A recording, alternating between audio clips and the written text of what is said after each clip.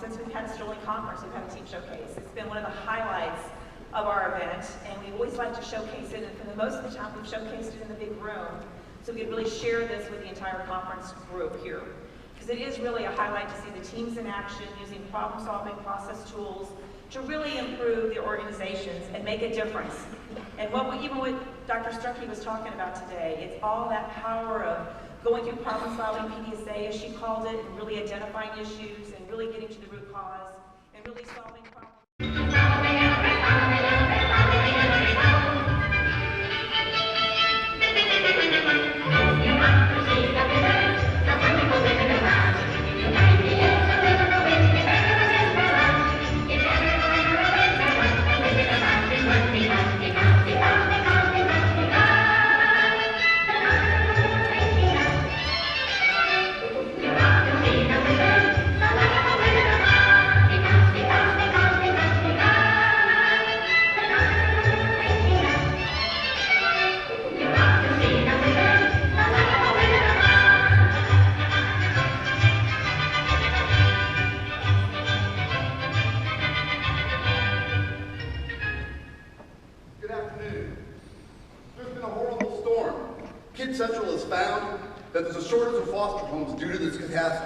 We join our heroine, Dorothy, in the wake of this storm, and after losing all that she's known, she's in need of a home that's most appropriate, keeps her in her own school, and allows her to live with or visit her brothers and sisters on a regular basis.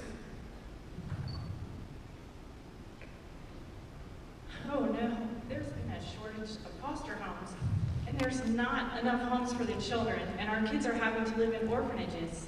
They deserve to live in homes. We need to find a way to find more foster homes for our children. There's no place like foster homes. Since 2004, Kids Central has dramatically reduced the number of children living in out-of-home care who aren't being served in their own home. But over the last few years, the number of children in congregate group care, what you might think of as an orphanage, has remained static at about 83 children at any given time.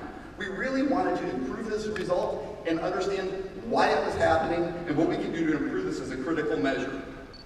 But it's important that we all understand that the children living in group care, group homes, has a significant cost to our system of care. A child in a foster home costs on average per month about $600, while a child in facility care costs over $2,000 a month. That was costing our system of care about $1.6 million per year, a significant cost. What am I going to do? Dorothy, you need to put a team of experts together and go see the great consultant of Oz. How am I going to do this? Well, I know how you can do that. You can follow the yellow brick road. So Kids Central put together a multidisciplinary team consisting of administrative and management staff, frontline workers, including individuals that work directly with foster parents and children, adoptive parents, and some of our subcontract staff. This allowed us to look at multiple perspectives and consider multiple analysis as we were moving through this project. We identified multiple problems as we moved forward, and using a project selection matrix, decided that the problem most heavily influencing our ability to recruit, train, and maintain foster homes was the amount of time it took to license those foster homes and take them from initial inquiry to being ready and able to care for children. We knew that the longer families lingered in the licensing process, the more likely we were to lose them. Comparative data across some of our peer organizations showed that it took about 60 days for a family to get a license from the time they finished training. We were about 210 days, significantly higher than the 60 that we were benchmarking against. It was important that we could close this performance gap. First, we mapped the foster home recruitment and licensing process. We found the road wasn't paved with yellow bricks. We identified several problems. There was an inordinate amount of time between orientation and the start of training. Training wasn't family friendly. It was sequential, and if a participant missed a class, they often had to wait several months to start the next class and return to training. Criteria that would limit a family's ability to become an effective foster parent or get licensed as a foster parent wasn't checked early in the licensing process, which caused later delays and frustrations. Foster parents are one of our key customer groups, and this was frustrating to them. Dorothy came upon a scarecrow and shared a problem with them. It's taking way too long to license our foster parents. Because some people go this way, some go that way, and some go both ways. actually taking longer than 90 days to license new foster homes. Well, I don't have a brain, Could we strategize? That is a fantastic idea.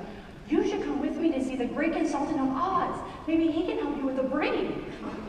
So Kid Central strategized and stratified the data, and we took a look at those homes that took more than 90 days to get their license. We found that about 25% of those homes took 90 days or longer.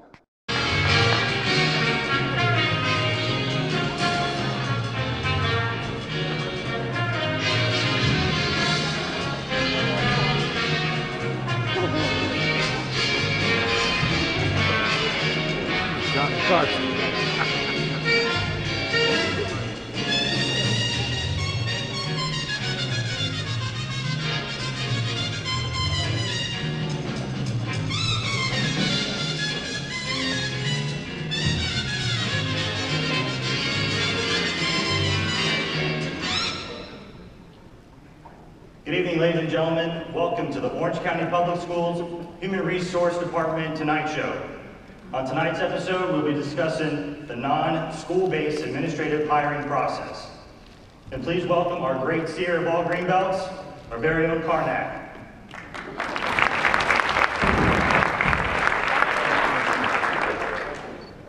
Thank you. Let's go ahead and get started. I hold here in my hands the envelopes. The child of 4 can plainly see that they're hermetically sealed and have been stored in a safe in the penthouse here at the JW Marriott. No one knows the contents of these envelopes except you, the great Karnak. And here's your first envelope. Thank you. Eeny, meeny, miny, mo. 1 potato, 2 potato, 3 potato, 4. Bubblegum, in a dish. Name 3 bad ways to select the process improvement project. Seriously, what was the thought process behind selecting this project? Well, I've done a little bit of research into the team's work here. The OCPS district has 5. I am Morris Robin, the host of the Sterling Hour on WCUP. Today we're doing an exciting new segment called What Lies Beneath? We're focusing on the city of Tallahassee underground utilities, the #1 public utility in the nation, where they provide water, wastewater, gas, and stormwater services to over 200,000 customers. Their system has been in operation for over 125 years. The customer and environment are their highest priorities. We have a reporting live in the field in Tallahassee is our correspondent, Lauren Pratt, Lauren, she's out in the field now. Thanks, Morris. Some of the things that lie beneath are sanitary sewer laterals. We're here today to find out what they are and why they're so important. I'm here with Artie Sellers, Will Wynn, and Jeffrey Struble. Combined, they have over 50 years of experience in the City of Tallahassee Sewer Department, literally in the trenches. Today we're going to focus on one part of this extensive sewer system called sewer laterals. Artie, can you explain what sewer laterals are? Sure. Under most streets, there's a sanitary sewer main. Let's pretend for a minute. That's what this is a sewer main. The sewer lateral is a piece of pipe that lies between the house and the sewer main. Any sewer, any dirty water that's generated in the home or the business flows down this sewer lateral into our sewer main, and it's carried away to our advanced wastewater treatment plant, which has also won a whole lot of awards.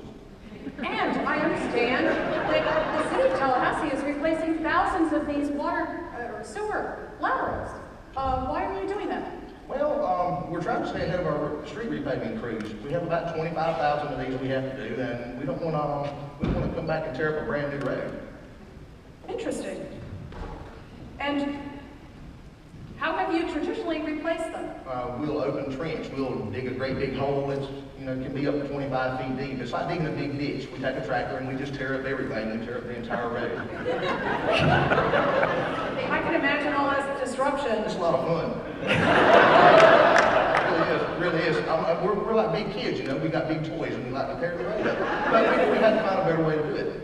Well, I bet you did, because I don't like my yard being disrupted. I know that customers